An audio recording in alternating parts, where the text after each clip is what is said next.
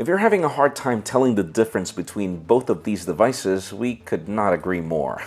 I'm Jaime Rivera with Pocket Now, reporting from MWC 2016 in Barcelona with a quick show floor comparison between the Samsung Galaxy S7 Edge and the Galaxy S6 Edge Plus, brought to you by Dbrand.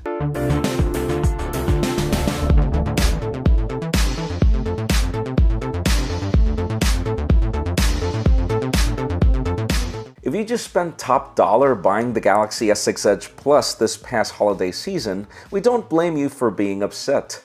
Samsung's announcement of the Galaxy S7 Edge that looks almost identical to last year's phablet just leads to a lot of confusion, even though there are some significant differences.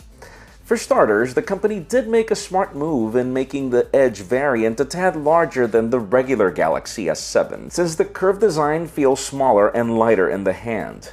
Regardless of which device you're holding, it's hard to deny that both devices are gorgeous at a distance and feel very premium in the hand.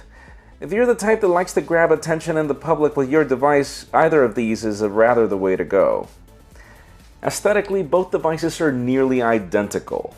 Really, if it wasn't because the Galaxy S7 Edge has a slightly smaller display, you wouldn't be able to tell them apart. From the metallic trim, to the glass front and back, to even the placement of the buttons, these devices are pretty much almost the same thing, save for the few microscopic differences that you really have to nitpick to find. There's this interesting curve where the glass meets the aluminum on the new unit that you didn't really see on last year's model.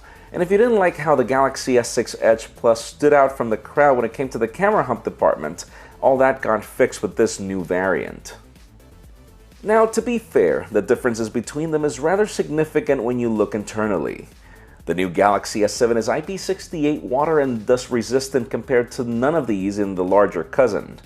There's also no 64GB option in the newer Galaxy S7, but the newer model marks the return of expandable storage via an extended SIM tray, which doesn't exist in last year's unit.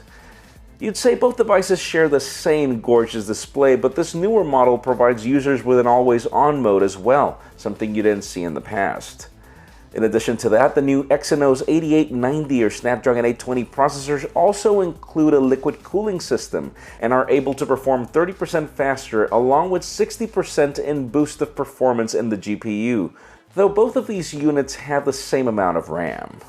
And even if it's harder to believe, this new Galaxy S7 sports a larger 3600 mAh battery compared to the 3000 mAh battery of last year's phablet. Now, even though we praise the Samsung Galaxy S6 Edge Plus for its camera, Samsung claims that this newer model has a better one. It starts with a brighter f1.7 aperture lens compared to last year's f1.9, and even though there are more megapixels in last year's sensor, this newer model sports a 12-megapixel camera in which each megapixel is actually larger than the previous unit, allowing for more light, and also for faster focusing, though again these are things that we would have to test in the real world. Other enhancements come in the form of the software and what it allows them to do. The newer Galaxy S7 runs TouchWiz on top of Android 6.0.1 Marshmallow, and while differences are not really aesthetic, they are in functionality. With the old Galaxy S6 Edge Plus, what you could do with the Edge was really limited to two panes with just contacts and an app launcher.